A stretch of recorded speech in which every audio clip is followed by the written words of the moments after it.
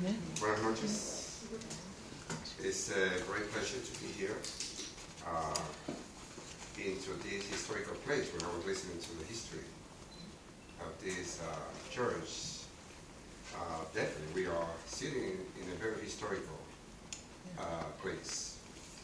And one of the things that when I was listening to my sister talking about the history of the church, I was trying to make that connection because one of the things that we're trying to do here is to rescue the historical memory of what really happened in Cuba before 1959, but more important, what happened after 59 and what is still happening in Cuba. And because it's a lot of misinformation all over the places, the commercial media, they managed to deal with something that we call entertainment and misinforming. So we like to go all over the places, also trying to make corrections and sit down with people like you, very good people, good-looking and intelligent people. That's what you told me that I was going to find here. So I don't know, that's the reason why you're here. That you're supposed to have those two requirements, good-looking and intelligent. So thank you for being here, okay? Again, my name is Luis Barrios. I was born and I grew up in Puerto Rico, the most important colony of the most powerful empire in the world.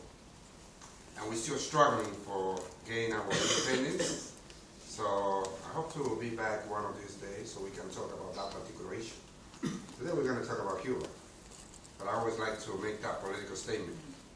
Also, I like to make another political statement, and it's, you can imagine, I always find people that always tell me, so how is that you reconcile that situation being a priest with the Episcopal Church and dealing with all these political issues when you're supposed to stay away? I come from the tradition of one of my bishops, Desmond Tutu, who said, and he's still saying, that there is nothing more political than to say that the church is not supposed to deal with politics. There is no way you can separate the church from politics. Which means that then the church needs to make a decision with what type of politics it's going to deal. Right wing or the left. Progressive or presenting something that is going to oppress people. So I made a decision that I'm going to deal with liberation. And that's why I'm here today. That's my goal to share with you tonight as a religious leader, being part of this organization that we call IFCO, Pastor for Peace. So before I go into this issue of the blockade, let me tell you a little about this organization. IFCO, Interreligious Foundation for Community Activism, that was founded by Reverend Lucius Walker, who passed away 2.5 years ago. He was like a father, spiritual mentor, but also like a father. We were hanging together since 1988 when I went into New York City. And then we started getting together with so many issues. But he was there in the U.S. at the time that, Martin Luther King was there, Malcolm X was there, everybody was there, trying to do something different in what so-called U.S. history do not recognize that there was a revolution going on in the U.S. And I hope that one of these days they're going to recognize that there was a revolution. And because they always, in the U.S. have this habit of saying that they are a country that believes in God and they always depart from the belief in God. In whatever they're going to do, it doesn't matter that it's going to be atrocities, injustice, oppression, genocide. They always have a way to say, we departing from the belief of God. Whatever they want to say. Okay? So then some of the progressive religious people came out, like Lucius Walker, creating something like this organization, IFCO, Pastor for Peace. It was not until the year 1989 that he was invited by the Nicaraguan government, the Sandinista, so he can witness all the atrocities that the USA foreign policy was doing in that particular country that they do not allow this revolution to move forward. And being there, traveling through Nicaragua, that's when they were ambushed by the contract, and he was shot. He survived. Other people did not survive, and a lot of people were injured. And then in the hospital, this man, very angry because he was shot, and the media said that he was shot in the lower back. When I was talking to him, he said, "They shot me in the ass." How did they do that? I said, "Well, I don't know, I'm not sure." But they say their lower back. Yeah, but that's not the point. They shot me in the ass. Okay? But it was a bullet that came out of someone and then went to him. Then he called for a press conference in the hospital. Say, "I'm going to go for revenge." I'm listening to this non-religious leader saying, "I'm going to go for revenge." And it's the type of revenge that I really like. Okay?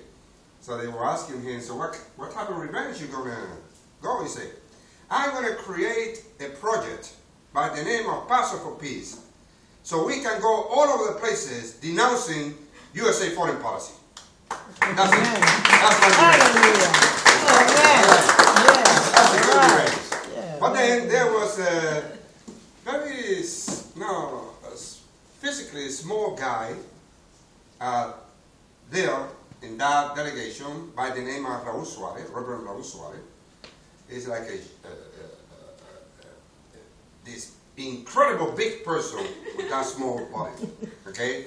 And he went to him. He said, "Reverend, how serious you are with this revenge?" "Oh, I'm very serious. I'm going to go places to denounce, criticize, and attack USA foreign policy." He said, "Oh, so I'm from Cuba. I want you to learn about blockade and all this nonsense that your country is doing against my country, so you can go and take your revenge back and do something to help us stop the blockade." And that's how Paso for Peace started going into Cuba. And now we're going to be we're celebrating the 24th caravan. It's not only Cuba. It's Mexico with the Zapatistas, then El Salvador, then Nicaragua, Haiti, Vieques, Puerto Rico, Palestine, and then inside the country, Katrina and other issues that being all over the places that are connected to injustice. When we try to reconcile this is because going against USA foreign policy, you need to understand that it's mandatory to go against domestic policy, because the way the U.S. produce USA foreign policy is by using domestic policy. They depart from the belief that what is good for us in the U.S. is good for everybody. And we don't need to talk to you. We don't need to go into asking you if you like what we're doing, because we know what is good for you. Oh, that's very interesting. That kind of attitude. Yeah, no, so, yes, now you have a revolution that came out in Cuba, but do not come out in a vacuum. And later on, Javier is going to go more deep into this historical reality of July 26th and the whole contribution of all these young people under the leadership of Fidel and the others, and then when they came back. But let me tell you something here, because I like to set all these issues in the context so you can understand a little more about from where we come. And feel free to jump into the discussion. Don't hold your questions or your contribution to the end. Just jump into the discussion, say something. Doesn't matter that what you're going to say, you disagree with me, that means that we're humans. So your disagreement is also welcome. Don't keep it there, don't take it home or outside, because it's going to kill you. You're going to have a heart attack. Okay? We don't want you to die. We need you. So throw whatever you have to throw here, and we can handle that. Since the beginning of what we call the United States, it was based on the wrong idea of oppression, exclusion, isolating. Yes, they came from Europe looking so-called for freedom, and a space for so they can worship God. But once they got there in that territory, oh, they really gave Native American a hard time. They stole the land in the name of God, because everything they do is in the name of God. Okay? They told them, close your eyes. We're going to teach you how to pray. They put a Bible in their hands, and when the Native American open their eyes, they have a Bible, but they don't have the land. Okay? And that's why when I pray, I don't close my eyes. Okay, but you never know. I always keep my eyes open. Just in case I found someone like that, this is going to take something. He said, no, I'm going to keep my eyes open. I want to see what's going on here. Okay, so came out from this so-called foundation from the beginning, what we call the 13 colonies. It was very exclusive, okay, because there were the Spanish colonies, the French colony, black colony, Native American, everybody else was there, but all these so-called top history books make everybody invisible. It's only this group of Anglo people that came from England, and this is it. This is the history. Oh, that's a very selective way of doing history. Then they became more selfish. They came out with something that we call the Monroe Doctrine. Which was the Monroe Doctrine is what? Has someone heard about that? What's that? Monroe Doctrine. What's that? Come on. Yes. I think it's something about you're allowed to take territory within a certain area. Very close. Well, America's going to be the New World's policeman, and if Europe should stick its nose into South America, that's basically what South America. Okay, that's what it's missing. The Yankees Yes. could go to war. Because this so-called Latin American is the backyard of the U.S. And listen, you European country, you don't come into this part of the world colonizing, doing regime change, stealing their resources, doing whatever things you want to do. You do not do that in this part of the world. Why not? For them to do. Because we're going to do it. We're going to do it. That was the whole point. It's not that we are very serious about justice. It's who is going to do the injustice? We have that right. You don't have that right. So don't come here. But historically, you know, there's always been exceptions to the rules. And when it comes to deal with England, there's this funny relationship between the mother and the child. So you know the story about the Malvinas and also Belize. So yes, they always find a way how to do whatever it is that they're going to do, and the U.S. is not going to go against it. But there is something also very interesting in all these issues of developing this USA foreign policy. And it's that they hate to feel guilty. And because they hate to feel guilty, they were asking, so how can we explain to people this issue of colonizing, doing invasion, doing regime change, stealing their resources, in a way that we don't get in trouble? Manifest destiny. Manifest destiny. You heard about that one? Yeah. What's that? Manifest destiny, what's that? America has a God-given right to take over the world. Okay, repeat that again. Listen very careful. And a God. So, say that again. Oh, America has a God-given right to take over the world. It's a God-given. Operative word. God given. When God tells you to do something, Yes. sister, you better do it. That's You right. don't want to be in trouble with God. That's right. Okay. It's not that we want to steal the land. It's not that we want to steal the resources. It's not that we want to colonize. It's not that we want to do the regime change. And by the way, it's not that we want to be the world police. It's that God is telling us, you have to do it. And we don't want to be in trouble with God. Oh, that's a very stupid rationale. But they still believe in that, and they still move in that. And some people take this very seriously. Okay? And that's the way of them dealing with this guilty feeling. But then, they got into different other situations, because that's another issue. Whatever we do in the U.S. need to be legal. Doesn't matter that it's going to be to kill you. Doesn't matter that we're going to steal what you have. We need to legalize that, including slavery. It was legalized. No? This is it. This is what the Constitution says. Okay? That we white people, we can enslave you, and kick your ass and whatever else you want to do here. Okay, this is the law, and you better obey the law. Okay? Okay.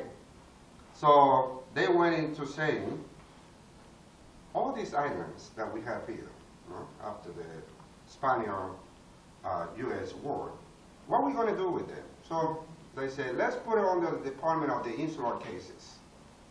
And then the Supreme Court say, but we have a problem. Because how are we going to treat these people?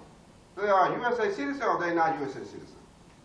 Well, yes, they are USA citizens, but it's a second-class citizenship. That's the story with my country, Puerto Rico. Okay? And then they say, okay, so are we really sure that the Constitution follow the flag? And that's when they say, no, the Constitution does not follow the flag. The flag can do whatever they want to do. And we don't need to bring the Constitution. They don't have any rights. And that was the issue with Puerto Rico. That was the issue at the beginning with Puerto Rico. It was the issue with Dominican Republic, Cuba, one, Philippines. Virgin Islands. Yes, thank you very much. But then later on, they started changing with some of the islands. More specific with Cuba. And then with Cuba, they say, well, we don't need them to become USA citizens, but we need to be in control. All this is USA domestic policy producing foreign policy. That's why you need to understand how it is that they think in that USA Congress and they produce law for the whole world. They think that they are the United Nations. Okay? And they say, okay, so how are we going to deal with these Cubans? They say, okay, we already had this so-called independence. It's already the year 1901. Let's go for the Platt Amendment. Someone heard about the Platt Amendment? It was just put there in the Cuban Constitution. Something more or less like in Puerto Rico. But then we, Puerto Rican, they forced us to become USA citizens. And they put a little paragraph similar to the Cuban Constitution. In the Puerto Rican Constitution, at the end, it says, and all the power is surrendered to the USA Congress. Doesn't matter what the hell we want in Puerto Rico, we always need to go to the USA Congress. So 4 million people in Puerto Rico can make a decision. Now we need to go to the USA Congress where we don't have any Puerto Rican elected in Puerto Rico to sit down there with boys and vote. So they can make a decision about what we need because they know and they feel that they can make decisions about us. With Cuba, with the Platt Amendment, was that they have full control. You Cuban, you can do whatever you want to do. But once you cross that line, doing something that goes against our interests, you're in trouble. And we're going to interfere. And that's when you see all this invasion, because there was a government that was giving us a hard time, and blah, blah, blah, and blah, blah, blah. This was in action from 1901 to 1959. The U.S. had full control of Cuba. And I always like to read this. There's something here that I like to read. Because this is what the Cuban Revolution, when they came to power, January 1st, 1959, this is the reality of Cuba. 1959, USA corporations control 40% of sugar production and 75% of the land. They also own more than 90% of the electric and telephone utilities, 50% of the railways, 90% of the mines, 100% of the oil and refineries, and 90% of the ranches. They dominated the transportation, manufacturing, and tourism sectors. Moreover, USA banks held more than a quarter of bank deposits. And organized crime from the U.S., more specific mafia, came to have tremendous influence in Cuban economy and politics. This is what the revolution inherited. This is what the revolution immediately said, we need to talk. Big time. This is this is an issue of domestic Serious, violence. serious. Right? So let's sit down. Yeah, serious stuff. Let's see how we're going to deal with this issue. We, the Cuban, in this revolution, we are in charge. Okay? This is Cuba. This belongs to the Cuban. We want to develop a good relationship with you. A healthy relationship. But we're going to sit down at the table at the same level. We're not going to tolerate any oppression or injustice. You respect us, we respect you. Are we clear? No, we're not clear. We don't like you. Well, they always go into this, domestic violence. Okay, you call that oppressor to the table and say, I don't like you anymore. I don't know with whom you're hanging around.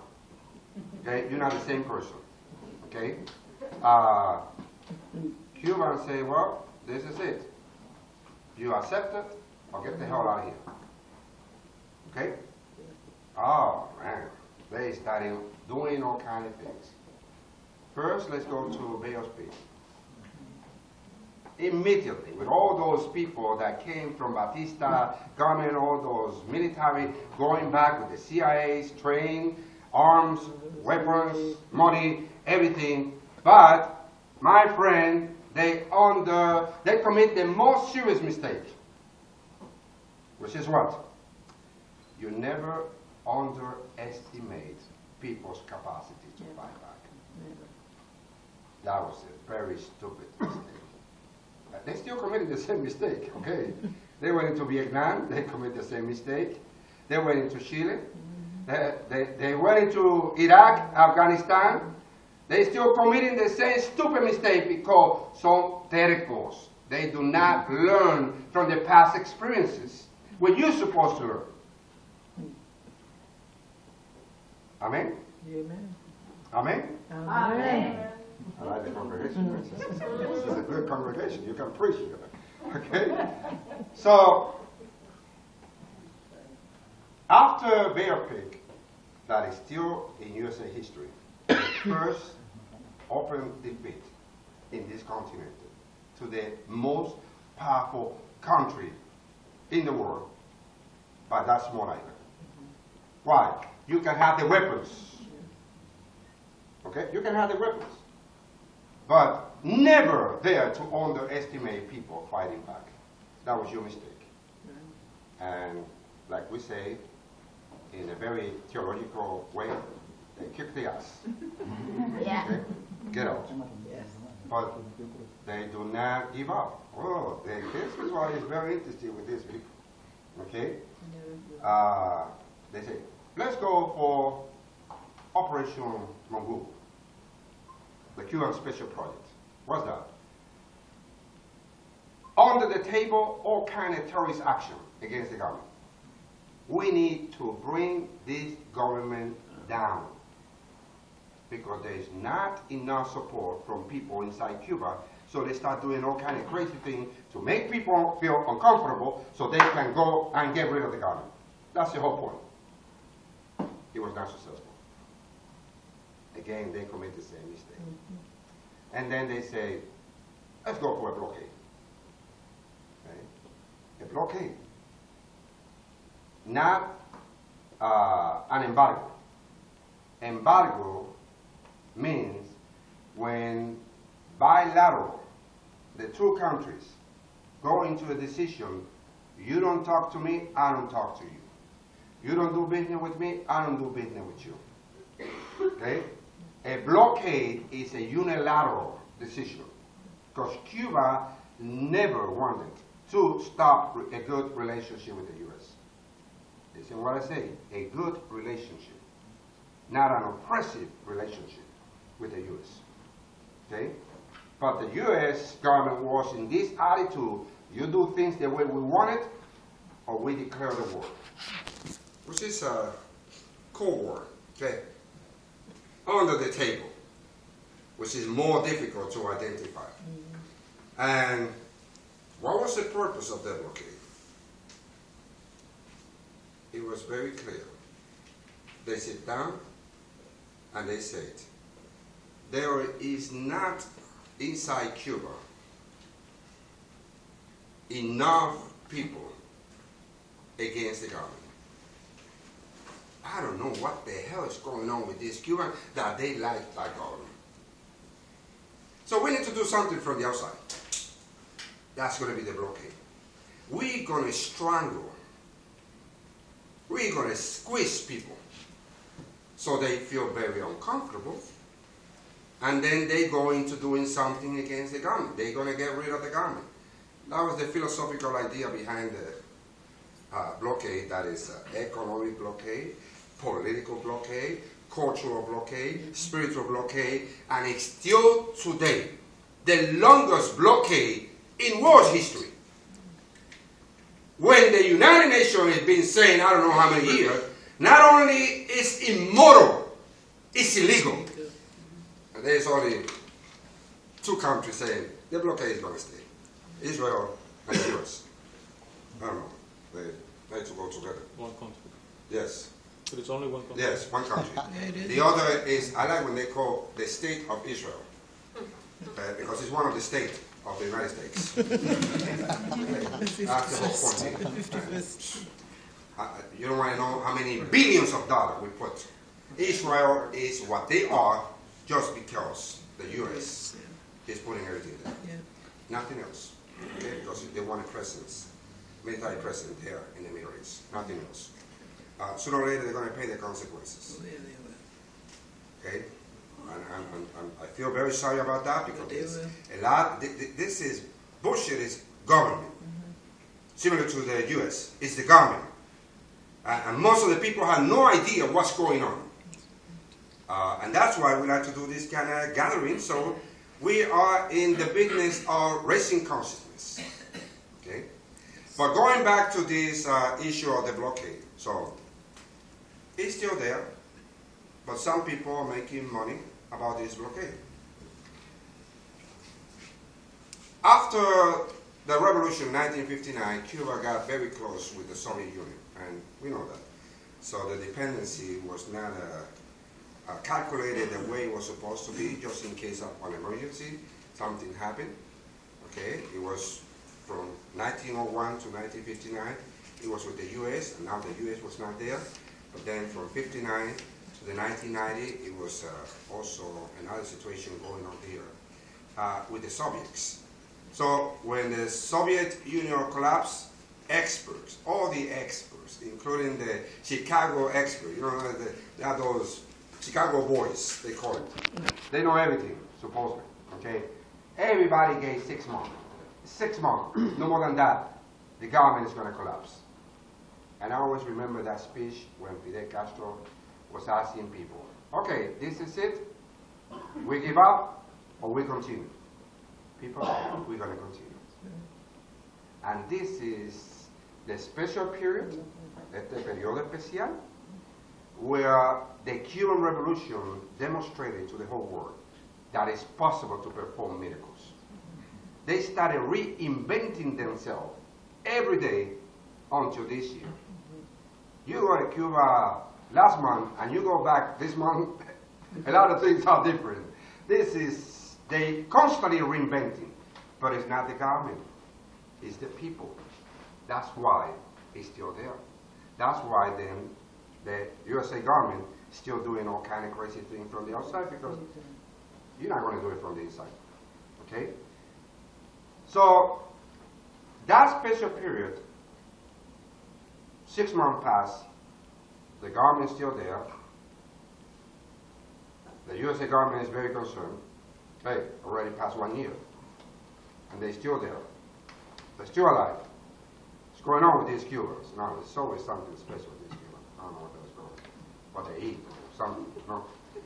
And then Torricelli comes to the picture. Bam! Okay? To intensify the blockade. Get things more intense.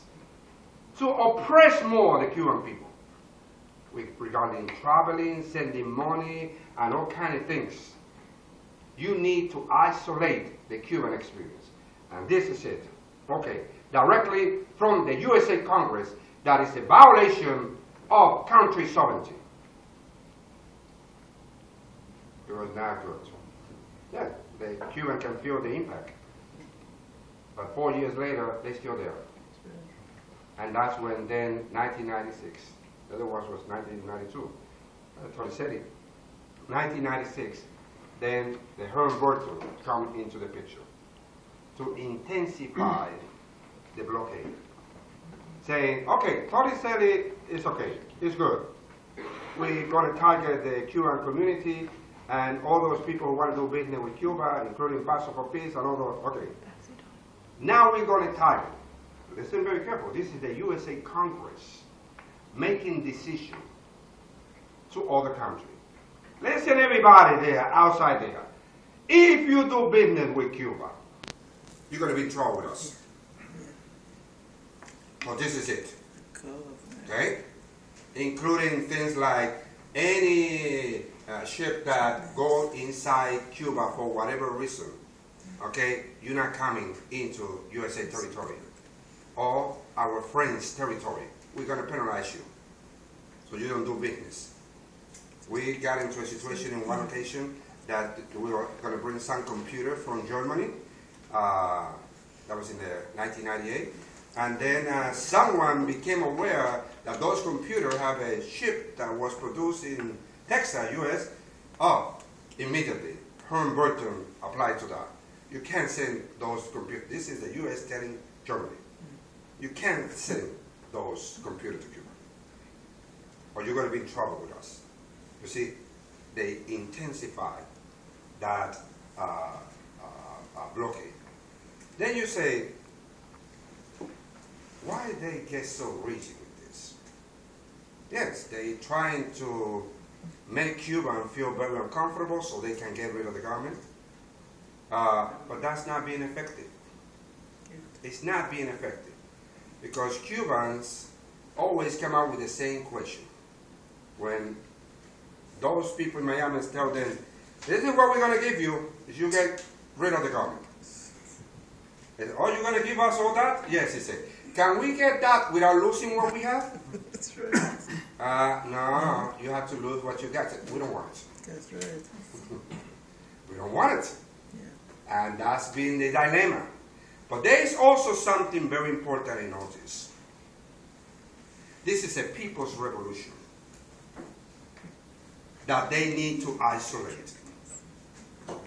This is a socialist project that we've been waiting to see how this project can function 100%. Because the blockade do not allow this project to function. But let me tell you something. This is something very dangerous for the other countries that the U.S. is being controlling and oppressing in Latin America. So it's not something good to imitate.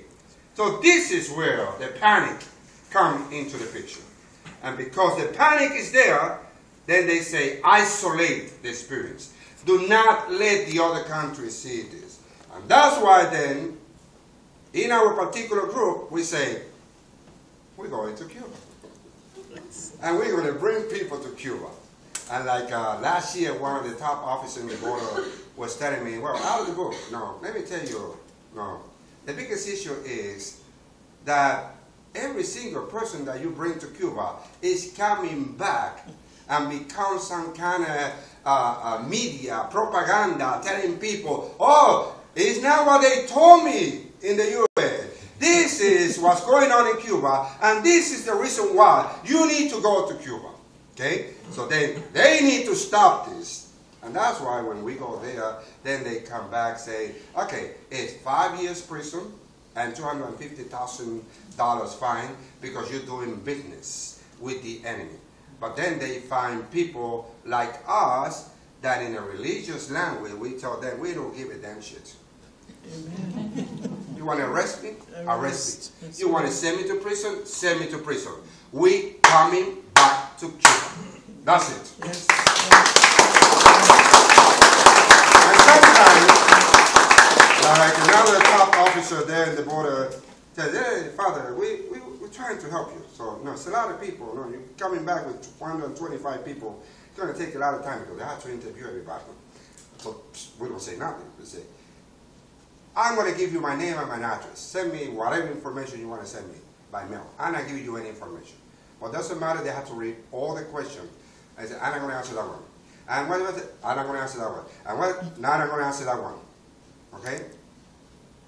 Then, next. Okay? But then, I remember last year I said, I can help you move very fast. Because you coming from Mexico. When we stand there, and I go into asking you, so from where you're coming, you tell me, from Mexico. And everybody's going to go out immediately into the U.S. So we go there, they say, let's see how it's going to react to this one. So from where you coming, he said, Mexico. Because I was in Cuba. I don't want to hear that, but I want you to know that we were in Cuba. People, where we were. And everybody's screaming, we were in Cuba. Oh, God, now we need to start interviewing everybody. Yes, we're not hiding. Okay? I have a right, democratic right, to travel to Cuba. Why are you telling me that I can't travel to Cuba? You're not going to stop us. So then they go back and, I don't know. But at the end he said, listen, I always tell you that it's going to be 5 years in prison, $250,000 fine. That's not going to happen. We know that if we arrest one of you, you have the capacity to get all those people who've been in Cuba. That is already close to 10,000. And that's going to be a political case. We don't want to get there. So they tell me this, this is what I tell you, because we need to discourage you. We need to take away your motivation. We need to create some kind of panic so you do not go back. But also we know that you're going back. So I'll see you next year. Okay, thank you. Then it's a very beautiful experience. So my friend, so can Javier jump into this issue of the Moncada, what is so important? One of the things that I always like to emphasize in all these presentations is the issue that more than 4,200 people already died in Cuba because of terrorist action.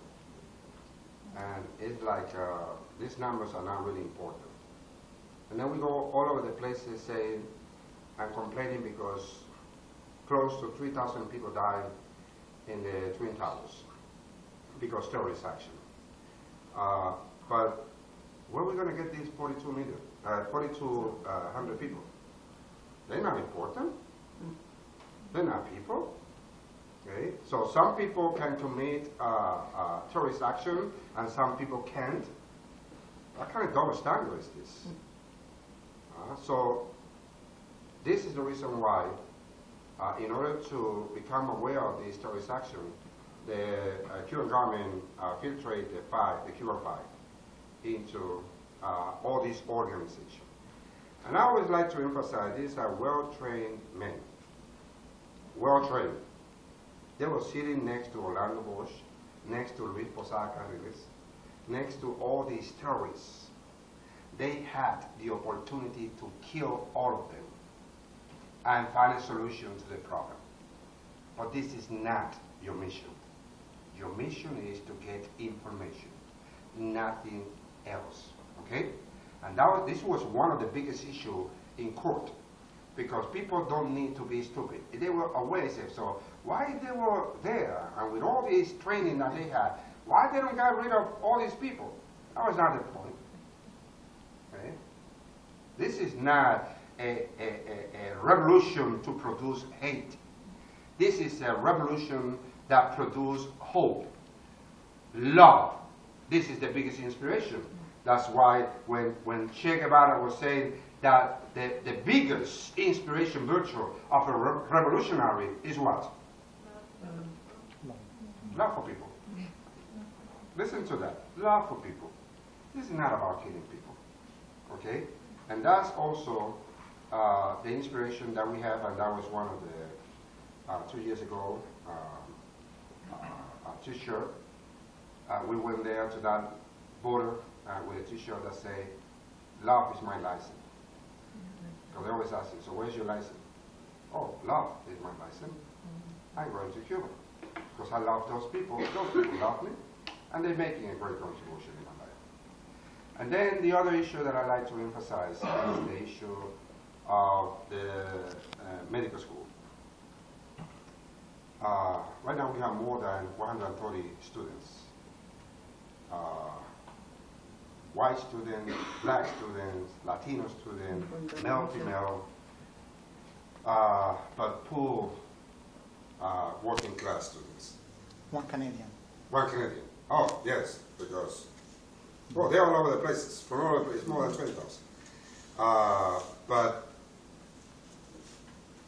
the question is, how is that the country that we've been producing so much hate policy, oppression, sabotage, terrorism, doing all kind of crazy things, there to say, give me your children, I'm going to educate them, I'm going to send them back to you. And this is why when we sit down, including reactionary Congress people, okay, that they don't want to know nothing about the Cuban Revolution. When it comes to deal with the school, the medical school, they don't like to touch this, okay? Because like I remember always, this Republican reactionary Jesse Ventura says that, of course the Cuban Revolution is blessing me and my state, because they educate this kid and then they send them back. And then he went more than that. He said, but they're doing much better than what we're doing here in the U.S. because we give you a bank loan and then you have to pay back. And those Cubans, they don't want any money. They don't want nothing. They send them back. Go back to your country and do the services there. They become medical doctors and we get them back. And it was the same when Katrina, the issue of when the American Medical Association made that people that in 1 week, well, in a month, we produce close to 30 volunteers, medical doctors to go to New Orleans. And the Cuban offered the Reed Brigade 2,000 doctors, fully bilingual, well trained in rescue. They don't need to sit down in the emergency room. He said, no, we don't do that. We go into the field. We rescue people and we treat them in the field. And that really struck heavy George Bush, because he was not expecting that one. A country that we hate, a country that we're doing all kind of crazy things against them. We are in the middle of a national emergency, and they are the first ones saying, we're here. How can we help? Huh? This is love. Okay? And let me close with this. I have a map in my office that I like to see people facing when they go inside that office. And the map shows you all the places where the U.S. have soldiers. And at the same time, all the places where Cuba have medical doctors. It's a shame. Okay? Because you know what soldiers are going to do there. But also you know what medical doctors are going to do. And then the question is, how the most powerful country in the world, okay, in comparison to this small island, what some of them like to say third world country. I don't know where the hell they got that shit. Yeah, I'm still looking for the second one. How is that this small island can do this in the name of rescuing people? And more serious, how is that we as a country, that we go all over the places saying that in God we trust. And then you have a Cuban revolution that do not promote the belief or the worship of God. And I always tell them in theory. They do it in theory. But when they do practice, they practice God much better than me. Thank you very much.